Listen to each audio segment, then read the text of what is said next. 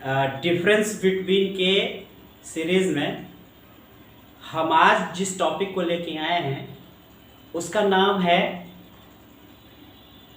विचलनशीलता की माप वर्सेस केंद्रीय प्रवृत्ति की माप। जी हाँ, रिसर्च और स्टैटिस्टिक्स में जब हम पढ़ना शुरू करते हैं तो जो प्रमुख रूप से और शुरुआत में जो चीज़ें हम पढ़ते हैं उसमें केंद्रीय प्रवृत्ति की माप, central tendency, measurement of central tendency और मेजरमेंट ऑफ डिस्पर्सन या वेरिएबिलिटी या विचलनशीलता की माप हम लोग पढ़ते हैं। यहीं से हम लोग स्टैटिस्टिक्स पढ़ना शुरू करते हैं, जिसका रिसर्च और स्टैटिस्टिक्स में बहुत ही उपयोग है। इस वीडियो में हम लोग सिर्फ इन दोनों के डिफरेंस के बारे में और दोनों में क्या ऐसी बेसिक और फंडामेंटल विशेषताएं हैं, फंडामेंटल कैरेक्टरिस्टिक्स हैं जो दोनों को अलग करती हैं, इसके ऊपर हम लोग बात करेंगे। जैसा कि नाम से समझ में आ रहा है, कॉमनली लोगों से पूछा जाता है तो केंद्रीय प्रवृत्ति की क्या माप, क्या मतलब उसकी परिभाषा क्या है, तो लोग कहते हैं कि केंद्रीय प्रवृत्ति का माप है मीन मीडियन मोड। लेकिन एक्चुअल में यह है क्या, यह इसके शब्द में ही इसका अर्थ छुपा हुआ है, केंद्रीय प्रवृत्ति की माप। तो केंद्रीय प्रवृत्ति की माप हम लोग किसका करते हैं, स्कोर्स का करते हैं। हम लोग डेटा का करते हैं, बहुत सारे डेटा होते हैं, बहुत सारे स्कोर्स होते हैं, उन्हीं का हम लोग क्या करते हैं, मीन मीडियन मोड निकालने का काम करते हैं। तो वो जो डेटा है वह वितरण है, वह जो डेटा है वह वितरण है, इंग्लिश में क्या कहते हैं, डिस्ट्रीब्यूशन। तो वो जो प्राप्तांकों का डिस्ट्रीब्यूशन है, किसी भी क्लास में अगर हम कुछ बच्चों का स्कोर्स निकालते हैं, उनका टेस्ट लेते हैं, तो वो कुछ अंक पाते हैं। तो वो जो अंक पाते हैं वह एक डिस्ट्रीब्यूशन होता है, अंकों का वितरण होता है।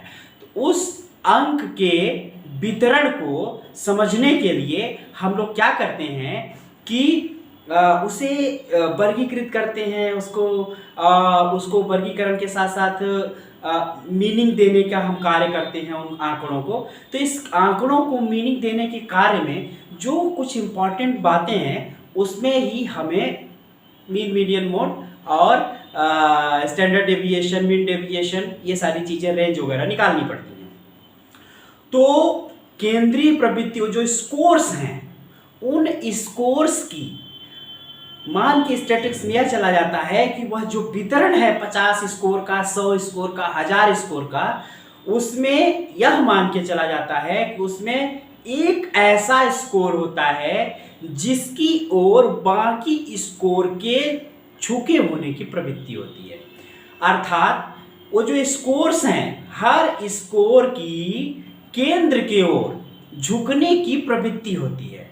एक जगह होती है, कोई बीच होता है, कोई केंद्र होता है, उस केंद्र की ओर सभी स्कोर्स के झुके होने की प्रवृत्ति होती है। सभी स्कोर के अंदर दो प्रवृत्तियां पाई जाती हैं, एक केंद्र से दूर हटने की प्रवृत्ति और एक केंद्र की ओर झुकने की, केंद्र की ओर जाने की प्रवृत्ति।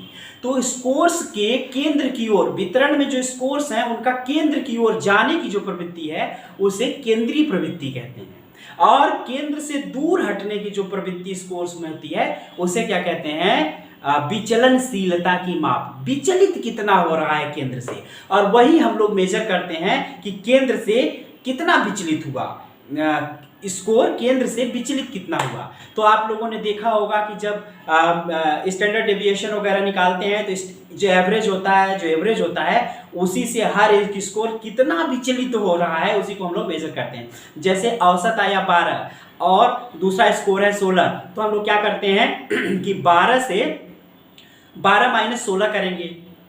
एक स्कोर है 8, एवरेज है 12, तो क्या करेंगे 8 माइनस 12, एक में करेंगे 12 माइनस 16, 16 माइनस 12। तो यहां पर क्या समझ में आ रहा है कि केंद्र से जो स्कोर्स हैं, केंद्र मतलब जो एवरेज हमने निकाला, औसत निकाला है, लगभग उसको केंद्र मान के हम चल रहे हैं, तो उससे जो दूर हटने की प्रवृत्ति स्कोर्स में पाई जाती है उसे कहते हैं विचलनशीलता की माप।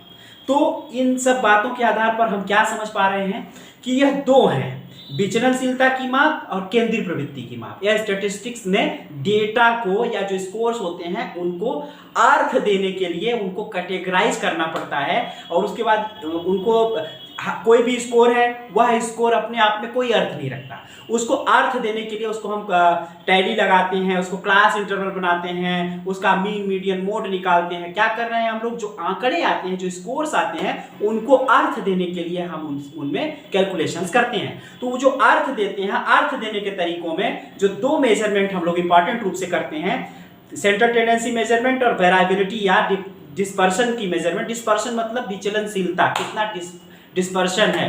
तो इन दोनों मेजरमेंट को हम लोग समझ गए।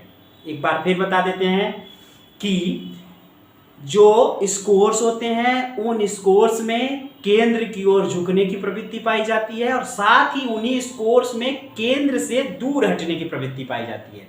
उन स्कोर्स का केंद्र की ओर झुकने की प्रवृत्ति को मेजरमेंट ऑफ सेंट्रल टेंडेंसी कहते हैं। इसके 3 माप हैं, मीन, मीडियन, मोड, जिसमें से मीन सबसे ज्यादा शुद्ध माना जाता है और जो दूर हटने की प्रवृत्ति होती है, केंद्र से विचलित होने की प्रवृत्ति इस कोर्स में पाई जाती है, उसे कहते हैं मेजरमेंट ऑफ डिस्पर्शन या मेजरमेंट ऑफ वेरिएबिलिटी या हिंदी में विचलनशीलता की माप। इसकी भी कई माप हैं, जैसे एवरेज हो गया, जैसे आपका मीन डेविएशन हो गया, जैसे स्टैंडर्ड डेविएशन हो गया। और स्टैंडर्ड डेविएशन जो मानक विचलन है वह क्या है, सबसे शुद्ध माप विचलनशीलता की मानी जाती है। तो इस तरीके से डिफरेंस बिटवीन में हमने जो डिफरेंस क्लियर किया है, उसे आप लोग ठीक से दोबारा रिपीट करके भी सुन सकते हैं, समझ सकते हैं। यह कॉन्सेप्ट अगर आपको क्लियर है तो आप बहुत ही आसानी से चीज़ों को समझ सकते हैं।